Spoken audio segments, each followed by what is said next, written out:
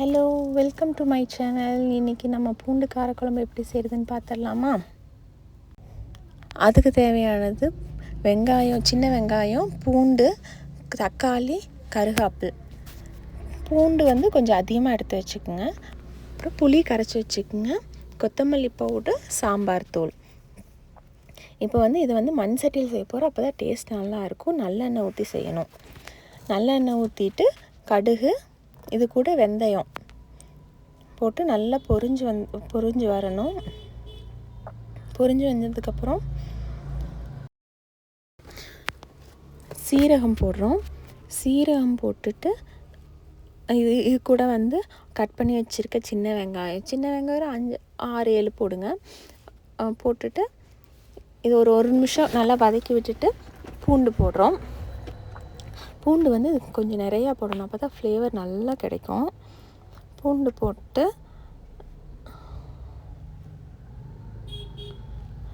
இது கொஞ்சம் ஒரு 2 மினிட்ஸ் நல்லா வதக்கி விடணும். அது கொஞ்சம் பொரிஞ்சு லைட்டாக ப்ரௌன் கலரில் வரக்கூடாது. ஆனால் கொஞ்சம் நல்லா வதங்கணும்.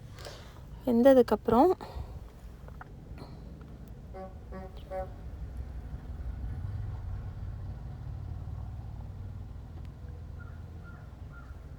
கருவேப்பிலை, அப்புறம் தக்காளி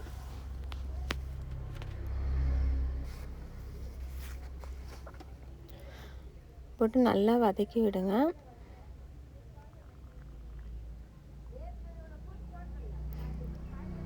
ஒரு நிமிஷம் கழித்து உப்பு போட்டு நல்லா தக்காளி வதங்கி வர அளவுக்கு நல்லா வதங்கிடணும். ஸ்மெல்லே இல்லாமல் நல்லா வதங்கிடணும். வதங்கினதுக்கப்புறம் பவுடரெல்லாம் போடணும். இது கூட கொத்தமல்லி பவுடர் ஒரு 2-2.5 ஸ்பூன் பக்கம் போட்டுக்குங்க. நான் செய்கிறது எல்லாமே ஒருத்தர் 2 பேர் 3 பேர் சாப்பிட்ற அளவுக்கு தான் இருக்கும். கொத்தமல்லி பவுட்ரு போட்டுட்டு சாம்பார் தூள் ஒரு 1/2 ஸ்பூன் போட்டிருக்கேன். எங்கிட்ட காஷ்மீரி சில்லி பவுடர் இருந்தால் அது போட்டுக்குங்க கலருக்கு. எங்கிட்ட அது இல்லாதனால நான் வெறும் சில்லி பவுடர் மட்டும் போடுறேன். இது ஒரு ஸ்பூன் போடுறேன். சாம்பார் தூள் ஒரு 1/2 ஸ்பூன். காஷ்மீரி சில்லி பவுடர் இருந்ததுன்னா சாம்பார் தூள் ஒரு ஸ்பூன்லேருந்து 1.5 ஸ்பூன் வரைக்கும் போட்டுக்கலாம். போட்டுட்டு நல்லா வதக்கி விட்டுட்டு இந்த ஸ்மெல்லெல்லாம் ஸ்மெல்லெல்லாம் போயிடணும். ஸ்மெல்லெல்லாம் போனதுக்கப்புறம் தான் புளி நான் கரைச்சி எடுத்து வச்சுருக்கேன். அதை ஊற்றிடுறோம்.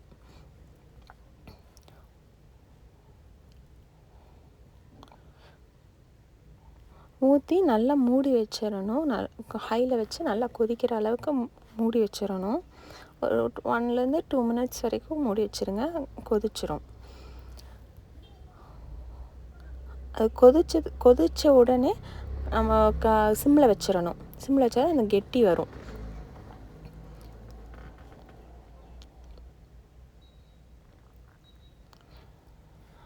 ஒரு 5 மினிட்ஸ் வச்சிங்கனாலே சிம்மில் வச்சு 5 மினிட்ஸ் வச்சிங்கன்னா கொஞ்சம் குழம்பு கெட்டியாயிரும். கெட்டியானதுக்கப்புறம் ஒரு ஹாஃப் க்ரீன் சில்லி பச்சை மிளகா ஒரு ஹாஃப் போட்டிங்கன்னா டேஸ்ட் நல்லாயிருக்கும். அந்த வாசத்துக்கு நல்லாயிருக்கும். போட்டு ஒரு நிமிஷம் வச்சுருங்க. இதுக்கப்புறம் தான் நம்ம தாளிக்க போகிறோம்.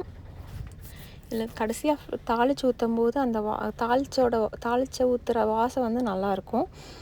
அதுக்கு நல்லெண்ணெய் எடுத்துட்டு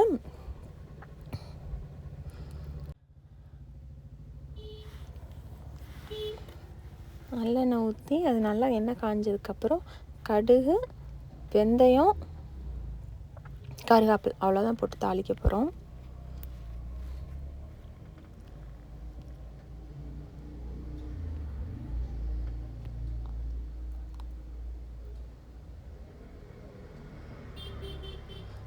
தாளித்து இதில் ஊற்றிடுங்க. குழம்புல ஊற்றி ஒரு கலரி இறக்கிட்டிங்கன்னா சூப்பரான, லிட்ரலி சொல்கிறேன், அவ்வளோ சூப்பராக இருக்கும். அவ்வளோ டேஸ்ட்டாக இருக்கும் அந்த புளிக்குழம்பு. ஒரு டைம் ட்ரை பண்ணி பார்த்துட்டு எப்படி இருக்குது சொல்லுங்கள். தேங்க்யூ ஃபார் வாட்சிங்.